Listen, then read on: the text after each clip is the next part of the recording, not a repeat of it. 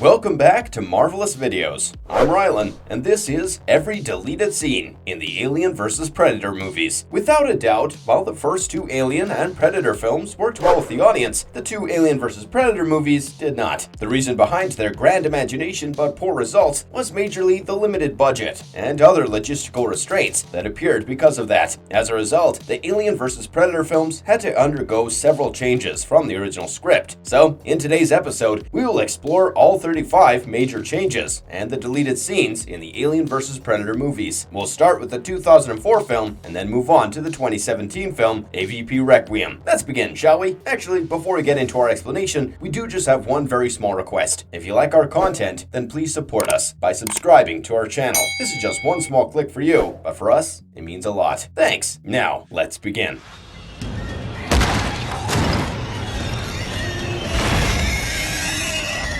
Alien vs. Predator 2004. Number 1. Dropped prologues. Alien vs. Predator was originally supposed to have a prologue set deep within the jungles of ancient Cambodia. And when we say ancient, we mean as far back as 2000 BC, or 4,000 years ago. If we are to go by the storyboards, several of these primitive hunters come together to form an armed posse that went against the warring xenomorphs, as well as the Yautjas near a sacred human temple. However, the entire sequence was scrapped off because finding a jungle location for such a small sequence was not a very viable option, at least not financially. And then, of course, the producers knew that they weren't making something like Avatar. So, this sequence was replaced by another prologue set in 1904 at Razorback Point, which was also featured in the film. However, even though this sequence was dropped from the theatrical cut, you can still find it in unrated editions.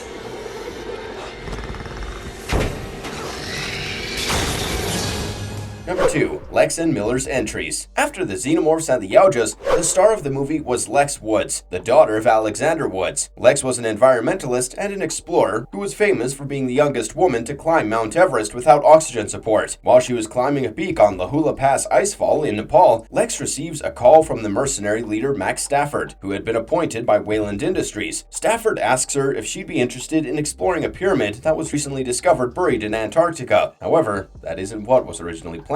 Instead, she was supposed to be taking photographs of the endangered bird species in Alaska. Lex finds Stafford when she scales the cliff, but in the original draft, she would have found Stafford when his helicopter rose before her, ruining her shot. Similarly, Miller's introduction was also changed from what they had originally planned, in which Stafford was supposed to invite him to Wayland Industries. However, in the final draft, we just find him aboard the Wayland 14 along with Lex Woods.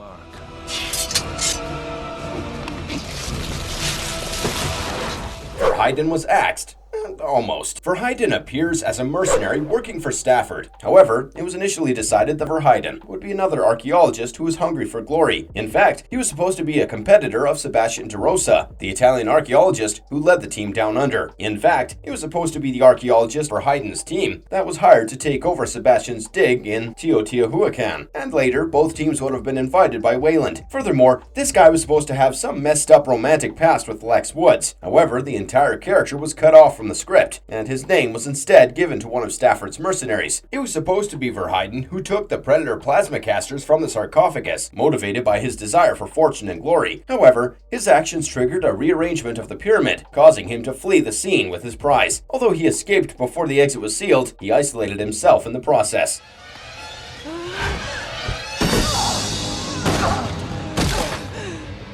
Did Lex have a sister? Another character, or rather a mention of one, that was cut from the movie was Lex Wood's sister. In one of the deleted scenes, Lex tells Miller that she had a sister who moved to Florida. Maybe they were planning to use this sister in a later sequel of the 2004 movie, but she was ultimately axed.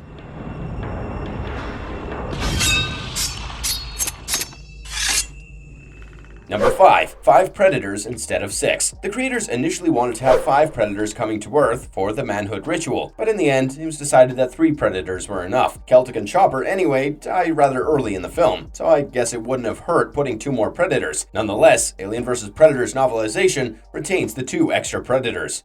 Number 6. The Predators in Cryo. In the initial stages of filming, it was decided that the Predators would remain in suspended animation and then wake, coming out of it as they approached Earth. To effectively film this, they even created full-scale anatomically correct models of naked predators. In the original plan for the film, the scene featuring the creatures was intended to appear later. After Sebastian's dialogue mentions the hunter's moon, the scene would have cut to the Predator's mothership emerging from behind the moon. However, in the final version of the film, the introduction of the Predator ship occurs while the expedition team is still on the Piper Maru. After this, there was a scripted scene in which the Predators would have looked down upon Earth from their spaceships while assembling their weapons, etc.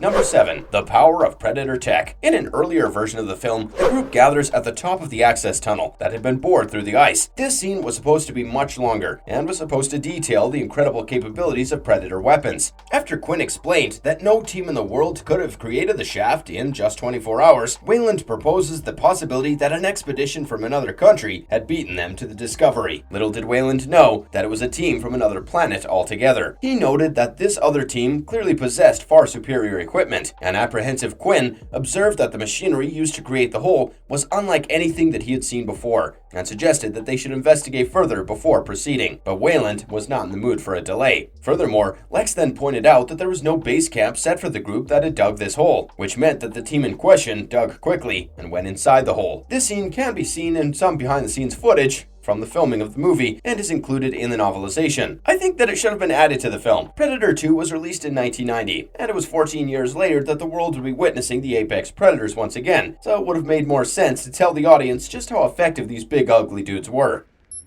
This bearing should take us back to the entrance, and we'll regroup at the whaling station. Number 8. Why so many soldiers to cover an expedition? The shooting script for the film included a scene that provided an explanation as to why there were so many heavily armed men that had been brought along on the expedition, even when there was no sign or even knowledge of the predators being in the vicinity. In this scene, Quinn encounters Klaus on patrol and questioned what he was doing. Klaus revealed that he was securing the area as per Wayland's orders, and mentioned the possibility of forces who would jump them to claim what they had found. These could be anyone, including the Russians, the Chinese, or even other corporations. Now, clearly other corporations could be a hint towards the Yutani Corporation, another evil mega corporation from the Alien universe. The purpose of securing the area was to prevent any potential competitors from stealing the discovery. Another small scene inside one of the huts was to show Sven and Mikkel attempting to start a portable heater. However, these scenes were not included in the final version of the film. Instead, the audience was left to speculate about the heavily armed presence of the group. The exclusion of these scenes added to the suspense and the mystery of the story, or maybe not so much. Furthermore, the scene where Sven and Mikkel attempted to start the heater was replaced by a scene showing the group setting up camp and exploring the area.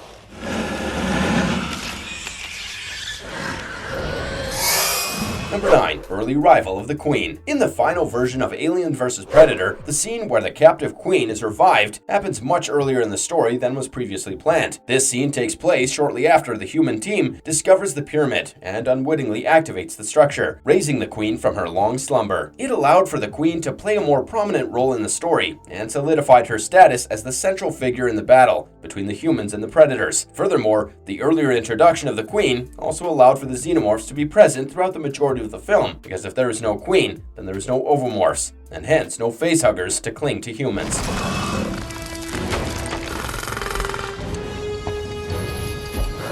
Number 10. More to Verheiden. Earlier versions of the script didn't include the scene where Adele and the others in the sacrificial chamber are killed by chestbursters. Instead, their deaths occur off-screen, and the aftermath is discovered by the archaeologist Verheiden as he wanders the pyramid alone with the stolen plasma casters. Please note that his profession was later changed. Interestingly enough, this scene is also absent in the movie's novelization. Furthermore, the trailer of the film has Verheiden saying, "You ugly son of a..." It was phrased later and cut short. Instead of shouting angrily, he breathlessly pants and says, "You ugly son of a..." This alteration in Verheiden's line in the trailer was obviously a deliberate choice to make the line less vulgar and more accessible to a wider audience.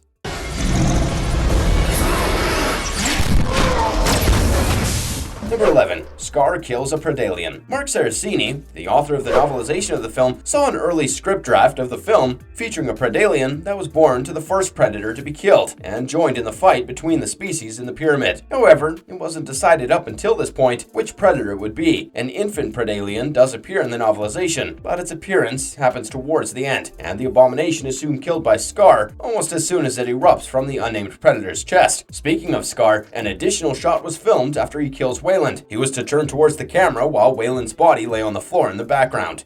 Number 12. Miller's end was altered. In the original script, Miller escapes from the labyrinth and discovers Wayland's corpse on the staircase, but he is completely unaware of a couple of xenomorphs that stare down at him from above. Although this scene was filmed for the final movie, it was changed to have Miller captured by the xenomorphs in the labyrinth shortly after Connors and Verheiden. The production recycled unused footage of either Connor or Verheiden's legs thrashing as they were taken from above to show Miller being captured. Now, this does create a continuity error in the sequence, because although the xenomorph that charges at Miller comes from his front, he is still being hoisted upwards.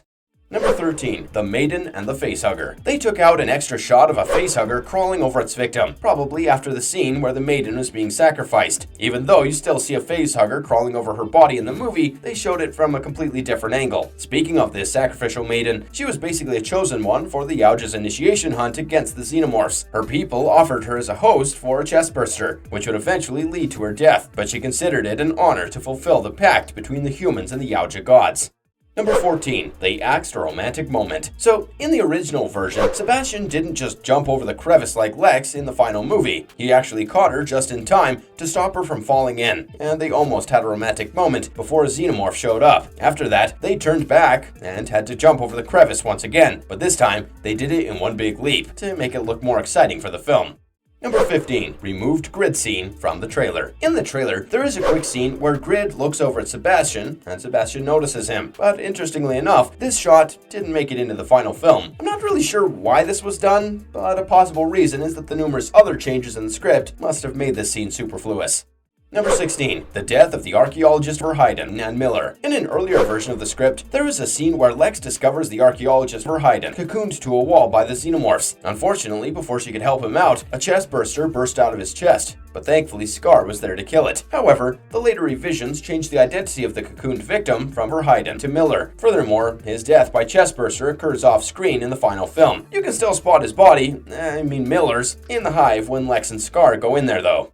Number 17. Egg Chamber Resin. In another extended shot, there was an added scene where Lex stops to examine the xenomorph resin, while Scar scans the area for threats with his plasma caster. It was originally planned that this scene would take place right before they arrive at the egg chamber, where they find the cocooned bodies of Sebastian, Verheiden, and Miller. It would have increased the tension and suspense as Lex and Scar approached a horrific sight. Number 18. A deleted three-way fight sequence. This is probably the most regrettable deleted scene of the entire movie. In the original script, there was a high-octane battle between the three species. Yes, the Predators, the surviving humans, and the horde of xenomorphs that all would have taken on each other in a battle in the ice cave outside the pyramid. This was described as a large-scale confrontation and was to involve the Predalien as well. However, in the final film, the fight scene was much smaller and only involved Lex and Scar fighting a single xenomorph outside the pyramid. If the big fight scene between the Predators, humans, and aliens had made it into the movie, it would have increased the tension and excitement manifolds. Hell, they could have even brought in a Predalien into the mix. Number 19. The Curious Case of the Self-Destruct Device. In the movie, Scar detaches his self-destruct device and leaves it in the xenomorph hive to deal with the biomechanical monsters. However, that's not what happened in the original version. Instead of leaving it in the hive, he activates it after he and Lex successfully escape the tunnel and reach the surface. He then throws the device back down the ice tunnel, through which a swarm of xenomorphs, including the Queen, were in hot pursuit of them. Interestingly enough, this version's self-destruct device had a shorter countdown, more similar to the one in the original Predator movie, compared to the longer countdown that we see in Alien vs. Predator. Number 20. Grid survives longer in the script. In the film, the explosion occurs when Lex and Scar are on the sled, and it's implied that Grid, the xenomorph drone, is killed at the bottom of the tunnel. However, the initial plan was a little different. In this one, Grid managed to reach the surface and confront Scar, only to be killed when Scar's self-destruct device explodes, and the blast races up the ice tunnel. As a consequence, a scene showing Scar holding Grid's finger that was featured in HBO's First Look Alien vs. Predator behind the scenes was also removed. The novelization of the film film used the original version of this sequence, which shows Grid leading a pack of xenomorphs as they ascend the tunnel and reach the surface. Grid is about to attack Scar when the explosion occurs, and he is blown to pieces by the blast wave. If we go by the novelization, Scar helped Lex to her feet and pushed her on, running through the whaling station. Behind them, Grid appeared at the mouth of the tunnel. The camera closed on Grid. He was the first xenomorph to reach the surface, howling for Scar's blood. By now, the rivalry between Scar and Grid had become somewhat personal. Grid was about to leap forward when suddenly the Predator bomb finally exploded, which hurtled the tunnel. Number 21. The Xenomorph Queen's death. I guess this has to be one of the most significant changes in the entire script. In the original script for Alien vs. Predator, the Queen was defeated in a different way than what was ultimately shown in the film. In the final cut of the movie, the Queen's defeat was achieved in a slightly different manner. Lex and Scar managed to subdue the Queen by using chains to tether her to a water tank. This tank was then pushed over the edge of the cliff, with the Queen being dragged down with it, and ultimately sinking to the ocean floor under the immense weight of the tank. However, in the original script, the Queen was killed when Lex and Scar used Quinn's drilling equipment to trap her and sent her crashing back down the ice tunnel. Scar then detonated his self-destruct device, which caused the tunnel to collapse and bury the Queen deep underground.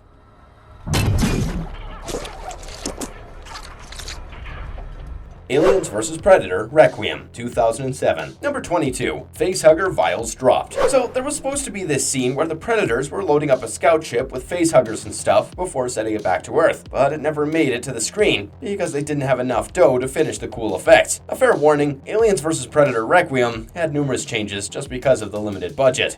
Number 23. The Predalien was supposed to be a minor hiccup. Back when the script was in the early days, the Predalien got taken out by the Predators on a fight on the scout ship and was never seen again after the crash. But that didn't really stick around for very long because the filmmakers had a change of heart and decided to make the beast the main attraction for the whole movie. It shows how much a script can change from start to finish. Number 24. An eliminated subplot. So, after Dallas and Ricky crawl out of the sewer, they run into a trucker named Terry. He tells them that Sheriff Morales is holding a town meeting in the high school gym to chat about the missing Benson brothers. The trio head over to the meeting, but things get heated when some of the locals start accusing Dallas of being involved because of his shady past. Turns out, this scene was cut from the movie, but you can still spot truck driver in the credits, so it was probably filmed. But honestly, I'm glad they cut out the scene because it didn't really add any interesting detail to the plot. Number 25. But what was that said crime? In the film's script, there was an additional scene that provided further context on Dallas's past imprisonment. The scene reveals that Dallas was incarcerated due to a crime committed by his younger brother Ricky, and that Dallas took the blame and served a 3-year sentence in his place. The reason for Dallas's sacrifice was to prevent Ricky from following in his criminal footsteps. This backstory is never exactly explained in the final film, so one is free to assume and interpret it as they like. Number 26. Skinned predators. So there was a scene where Wolf discovers a few skinned predators hanging from the ceiling in the scout ship, which was supposed to be the work of the Predalien running around loose. This really ticks him off and motivates him to go after the Predalien with even more intensity. But when the filmmakers decided to tone down the Predalien's predator-like qualities, nothing can stop them. Naturally, the scene was removed. However, if you look closely, you can still catch a glimpse of them in the background behind Wolf when he's attaching Bull's plasma caster to his shoulder. The green blood did get dumbed down though, so they're not super noticeable. Number 27. Eliminated runner xenomorph. So when the Predalien was doing its thing and attacking the homeless folks in the sewer, Harry's pooch Butch was supposed to get impregnated by a chestburster as well, but they had to scrap this idea because of money troubles. It would have meant coming up with a brand new design for a grown-up runner, which isn't exactly cheap. As a side note, in the 1992 film Alien 3, the xenomorph that bursts out of a dog rather than a human is referred to as the runner. This variant of the creature is often described as a dog-alien hybrid due to its canine host. Speaking of which, do remember to check out our playlist on the Alien vs. Predator universe. If you've come this far along the video, we know you're a true fan. Number 28. Survival of the Fittest. The original script had a scene where the kids were in school listening to a biology lecture given by Mr. Thomas. He was teaching about evolution and Darwin's theory of the survival of the fittest. Meanwhile, Wolf prowled around the xenomorph hive in the sewers, which made the lecture seem even more meaningful, adding gravity and the much-needed context. Even though this scene was cut, Mr. Thomas still got his name in the movie's credits, so it was probably shot at some point.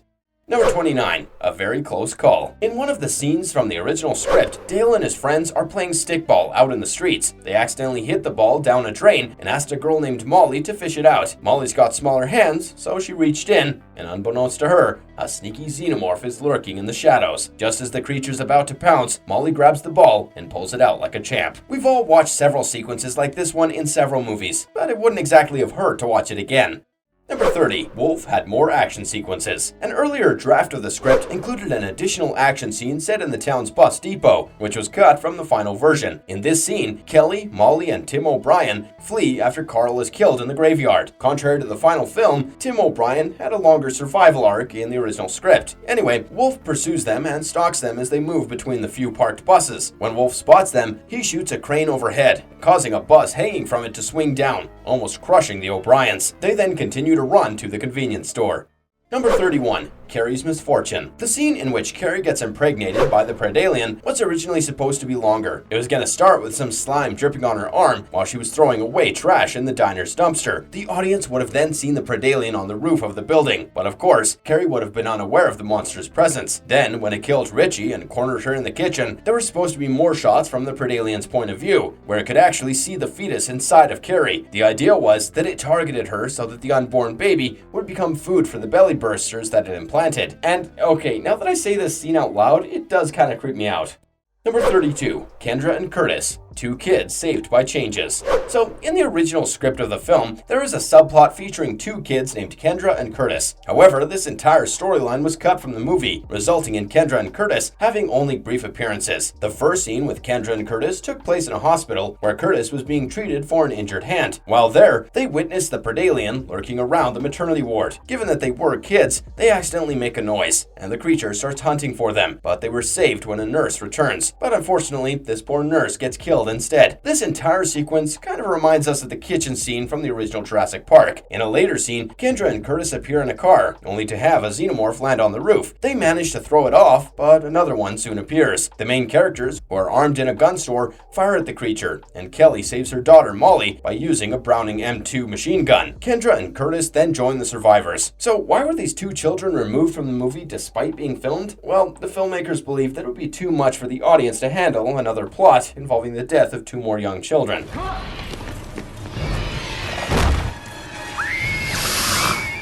Number 33. Toned down fight sequence at the store and in the hive. The script originally had a bigger fight scene in the gun store between Wolf and the drones, where the survivors would find themselves stuck between two alien species after Earl and Scotty were killed. But the scene had to be scaled down because the filming location was smaller than expected. Additionally, the fight in the hospital between the survivors and the xenomorphs was supposed to be longer, and the battle between Wolf and the xenomorphs that followed was also intended to be 2 or 3 times longer. They even had plans to build the entire hived hospital ward set to be made at an elevated position so that the acidic blood of the xenomorphs would melt holes in the floor when they died. Ultimately, though, it was too expensive to construct such a complex set on stilts, and the idea was scrapped altogether.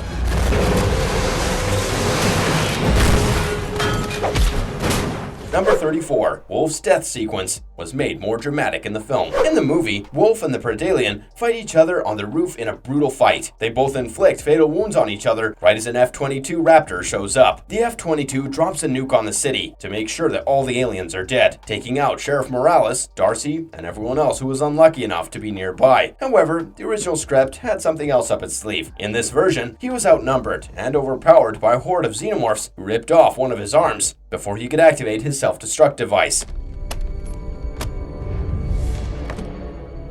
The world isn't ready for this technology.